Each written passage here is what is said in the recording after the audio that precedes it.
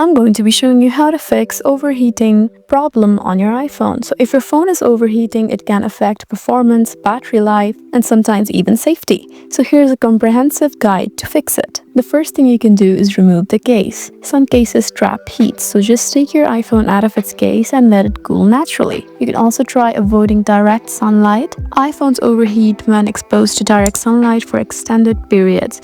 Just move to a shaded and cool place. Also try just closing your background apps. Swipe up to close apps that aren't in use, just like this. You can also try disabling heavy features like GPS, location services, Bluetooth, Wi-Fi. Avoid extensive apps like games or video editing while the phone is hot. You can also try updating iOS.